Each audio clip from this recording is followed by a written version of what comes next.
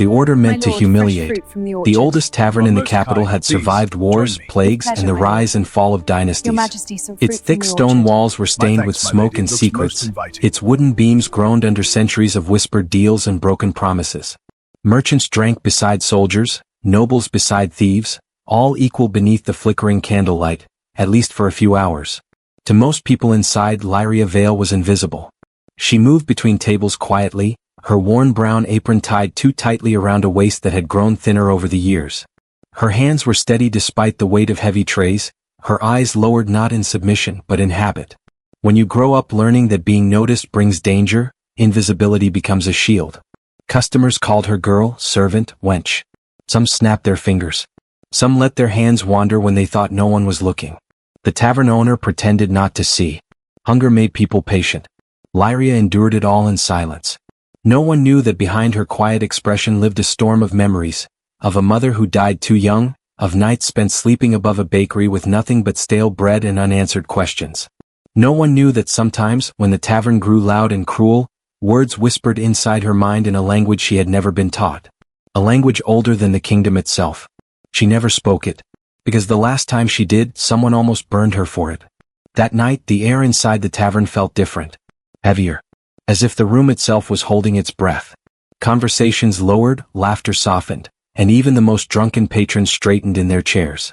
Lyria felt it before she saw him. A presence entered the tavern, cold, commanding, impossible to ignore.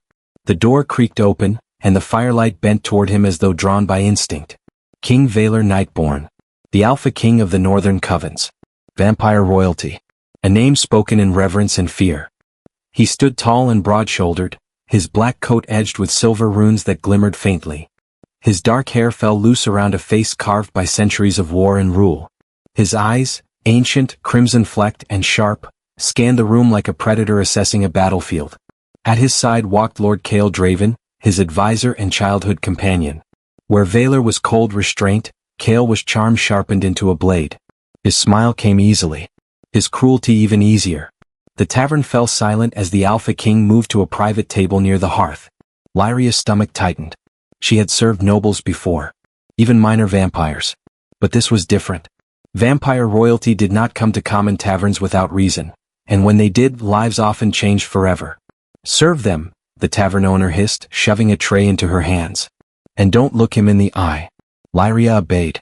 She approached with measured steps, her heartbeat steady despite the weight pressing down on her chest. She poured wine with precision, her hands never shaking. Valor barely glanced at her, his attention fixed on Cale, who was already halfway through his cup. Cale's eyes, however, lingered. He watched the way she moved, the way she listened, the way she never flinched. Well, Cale said lazily, swirling his wine. This place certainly knows how to hide its curiosities. Valor raised an eyebrow. You find entertainment everywhere. Cale smirked and nodded subtly toward Lyria. I find it fascinating how humans shrink themselves. Like they know their place instinctively. Lyria heard every word. She always did. Cale leaned closer to Valor, lowering his voice just enough to make it obvious he wanted her to hear. My king, I propose a small test. For old tradition's sake. Valor's gaze finally shifted to her, cool and assessing. Explain. The ancient tongue, Cale said. Once used to command. To remind servants of their insignificance. His smile sharpened. Let us see if the old power still carries weight. The word struck something deep inside Lyria's chest. Valor hesitated only a moment. He had used the ancient language in rituals and formal decrees, but never like this. Still, curiosity flickered behind his eyes. He spoke. The language rolled from his lips heavy and commanding, structured to demean, to place another beneath him. The words carried authority, but they were flawed. Slightly twisted. A grammatical fracture that turned sacred command into crude insult. To the tavern it sounded impressive. Terrifying. To Lyria it was wrong. The room waited. Cale watched eagerly, expecting confusion. Fear. Submission. Instead, Lyria set the tray down slowly. Very slowly. She straightened her back. When she lifted her gaze, the tired servant was gone. Her eyes burned with quiet fire, her posture suddenly regal, ancient, unbreakable. She spoke. Not loudly. Perfectly. She answered in the same ancient tongue, correcting Valor's phrasing, restoring its honor, reshaping the sentence into something precise and dignified. Then she added words no commoner should know. A title few remembered. A formal structure reserved for equals. The silence that followed was absolute. Valor froze. Kale's smile vanished.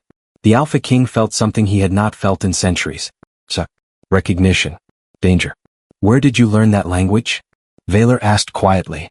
Lyria met his gaze without fear. I didn't learn it, she said. I remember it. The tavern felt suddenly too small. Too fragile.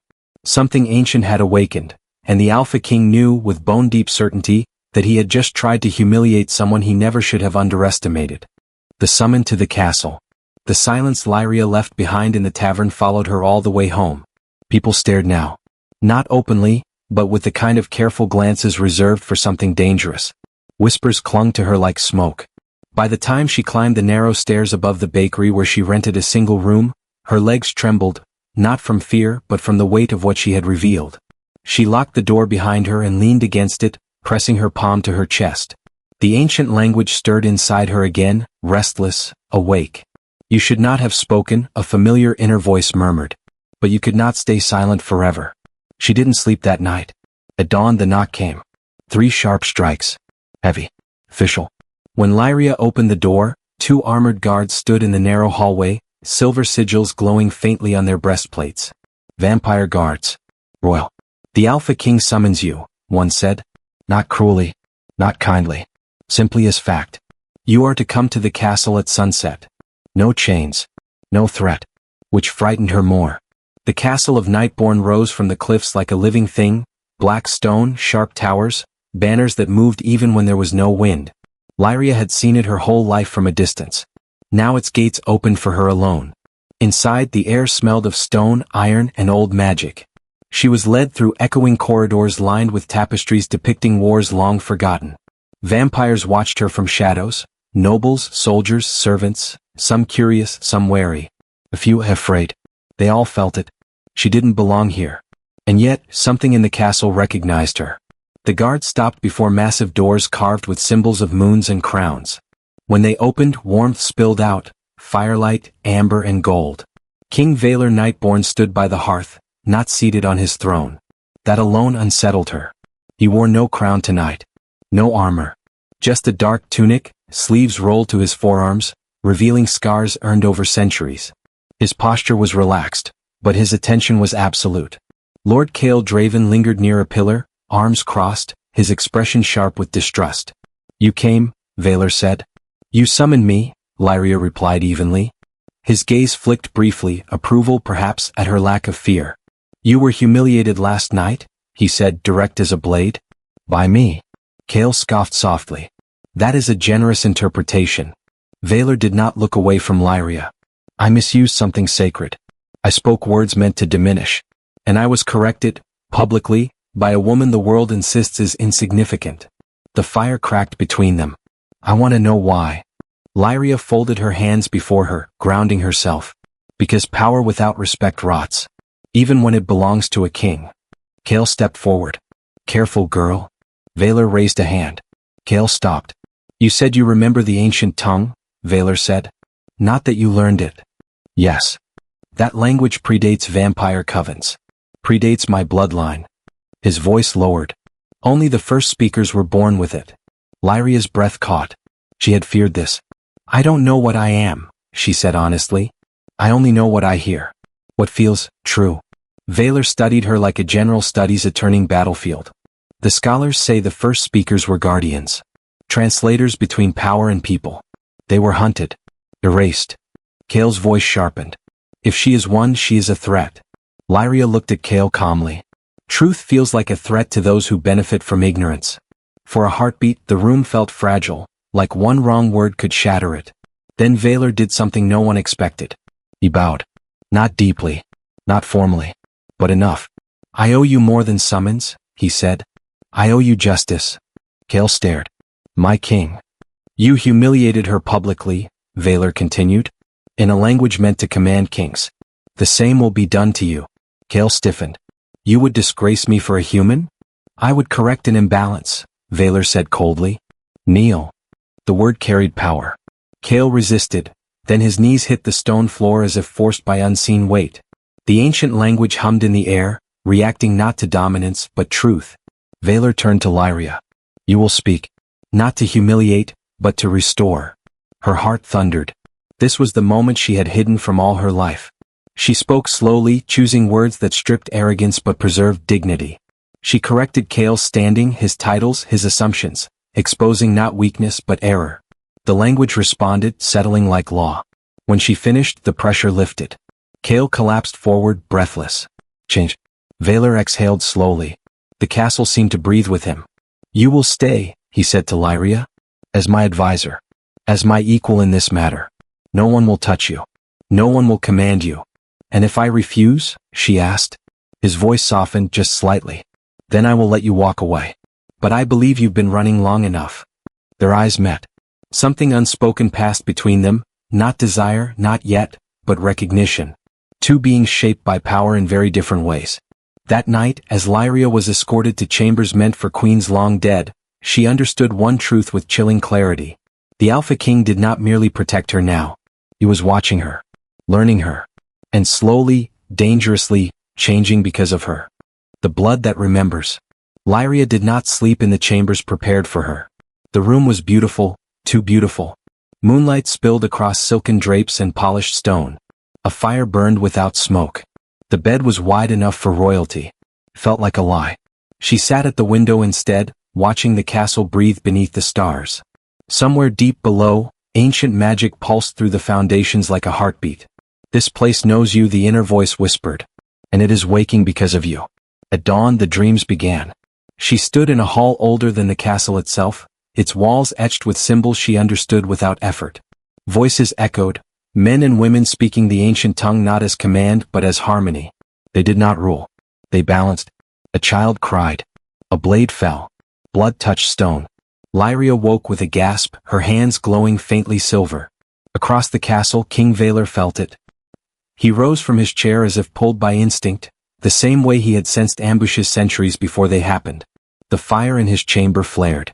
The runes along the walls pulsed. She's awake, he murmured. Cale Draven entered without knocking. His pride had been bruised, but something else lived behind his eyes now, fear. The council is restless, Cale said. They know she's here. Valor's jaw tightened. Then they are late. By midday, Lyria was summoned to the deep archive, a chamber buried beneath layers of stone and spell. No servants entered. No guards lingered. Only Valor. And books that had not been touched in generations. These texts predate the covens, Valor said, lighting a lantern. They were sealed because no one could read them. Lyria stepped forward, and the symbols on the walls responded. Not violently. Reverently. Her fingers brushed a tablet. Meaning flooded her mind. She staggered. Valor caught her before she fell. His grip was firm, controlled, but gentle. For a heartbeat, neither moved. She could feel his pulse beneath his skin. Strong. Ancient. Steady. I'm fine, she whispered, though tears burned her eyes. It's just a lot. What do you see? He asked. The first accord, she said. The covenant between vampire kings and the first speakers. They weren't advisors. They were anchors. Without them, power drifts. Valor exhaled slowly. That explains the wars. The madness. The hunger for dominance. She looked at him. And why your language feels incomplete. You command, but you don't listen. Something dark and honest flickered in his eyes. Before he could answer, the air shattered. A blade of shadow tore through the archive wall. Lyria screamed as magic surged violently. Valor moved instantly, pulling her behind him, his body a living shield. Figures emerged, vampires cloaked in black sigils, eyes glowing with fanatic devotion. Step aside, Alpha King, one hissed. The speaker belongs to the Blood Court. Valor's voice dropped into something ancient and lethal. You will leave, or you will die. They attacked. The fight was brutal and fast, stone cracking, magic roaring. Valor fought like a storm given flesh, but there were too many. One broke through. A blade aimed for Lyria's heart. She didn't think. She spoke. The ancient language tore from her lungs, not as command but as truth. The words froze the attacker midair, shattering his magic like glass. Silence slammed into the chamber. The remaining invaders fled. Valor turned slowly, staring at her, not with fear but awe. You didn't command him, he said. You unmade the lie that empowered him. Lyria trembled. I didn't know I could do that. He stepped closer. Now they know what you are. And they'll keep coming, she whispered. Yes, Valor said. Which means you are no longer safe anywhere but here. She met his gaze. Then teach me. I won't be protected forever. His voice softened raw. I never intended to protect you like a possession. Then what? She asked. He hesitated. For the first time in centuries, Valor said, I want to protect someone because losing them would change me. The admission hung between them, heavy, dangerous, real. That night, Lyria stood on the balcony overlooking the Coven lands. Fires burned in the distance. Movements in the shadows. Her blood remembered. And the world was beginning to remember her. The choice that breaks kings. The council chamber had not known silence in centuries. Ancient stone seats carved for vampire lords now filled with restless figures, their eyes fixed on the woman standing at the center of the hall. Lyria felt every gaze like a blade, yet she did not bow. She did not shrink. She stood as she had learned to stand, grounded, steady, unafraid. King Valor sat upon the high seat, his posture rigid, his expression carved from iron. If he showed weakness now, they would devour her. She is not one of us, a council lord spat. Her presence disrupts the balance. Lyria met his gaze calmly. The balance was already broken. I only revealed the cracks. Murmurs rippled. Lord Kael Draven stood at the edge of the chamber, fists clenched. He had been quieter since his public correction, but resentment burned behind his restraint. They fear what they cannot command, he said carefully. And what they fear they destroy. Valor's jaw tightened. The oldest council member rose slowly. Then we propose a trial. If she truly restores balance, let her face the blood right. If she survives, she remains. If not, the kingdom endures. The blood right. A ritual that stripped power to its core. Lyria inhaled sharply. Valor stood so fast his throne scraped stone. No. Silence slammed down. I will not allow it, he said, voice trembling, not with fear but fury. She is under my protection. And that, the elder replied coldly, is precisely the problem. That night, Valor went to Lyria's chambers. She was packing. You're leaving, he said quietly. I have to, she replied. If I stay they will force the right, or worse. Your people will turn against you. They already are, he admitted. But I will not sacrifice you to appease cowards. She turned to him then, tears shimmering but unfallen. You can't protect me by ruling over me. The words struck deep. He stepped closer. Then let me protect you by standing beside you. She shook her head. Not yet. Not until I can stand alone. Before dawn she was gone. By sunset the blood court struck. They attacked the outer villages, spreading chaos, forcing Valor's hand. Rumors blamed her. Fear twisted truth. Valor hunted her through forests older than memory, not to claim her, but to warn her. He found her surrounded. Blood court assassins closed in. Lyria stood with shaking hands, her power flickering, strong but untrained. Valor arrived like wrath-given form. He did not speak. He fought. When it was over, he knelt before her, bloodied, breathing hard. I chose wrong, he said. I tried to rule this kingdom instead of changing it. She cupped his face, grounding him. Then choose again. Together they returned to the capital. Valor entered the council chamber not as Alpha King, but as a man willing to lose his crown. I abdicate, he said. Unless you accept her, not as weapon, not as prize, but as truth. The chamber shattered into chaos. But something ancient stirred. The castle listened. The queen who was never crowned. The capital had never seen its Alpha King walk without his crown. Yet Valor Nightborn crossed the great hall bareheaded, his posture unchanged, his authority intact, proving to everyone watching that power did not come from metal or stone. Beside him walked Lyria Vale. No chains. No escort. No bowed head. The council chamber erupted the moment they entered. You would destroy centuries of order for a human? One lord snarled. Valor's voice carried across the hall, calm and unyielding. No. I would save it from itself. The blood court revealed itself that night. Hidden members stepped forward, their sigils glowing as they attempted to seize control through ritual and fear. They spoke of purity, dominance, and ancient right, twisting history to justify cruelty. Lyria stepped forward. She did not shout. She did not threaten. She spoke the ancient language as it was meant to be spoken. Truth without malice, authority without cruelty. The words dismantled the false rituals, exposing the lies embedded in their power. The castle itself responded, walls humming, runes flaring. The blood court fell, not by force but by truth. Their magic unraveled. Their authority dissolved. Silence followed. Then the oldest council elder knelt. "We forgot what balance meant," he said. "And you remembered it for us." Valor turned to Lyria, not as a king, not as a protector, but as a man who had learned. "I do not ask you to rule," he said softly. "Only to stay." She smiled, tears finally falling. "I never wanted a throne." He reached for her hand, not claiming, not commanding. Choosing. In the months that followed, the kingdom changed. Laws were rewritten. Servants were protected. Power was questioned instead of worshipped. And in the quiet spaces between reforms, something softer grew. Trust. Respect. Love that did not demand ownership. Lyria remained a guide, not a queen. Valor ruled, but never alone again. And when people asked who truly changed the kingdom, the answer was always the same. The woman who refused to be humiliated, and taught a king how to listen.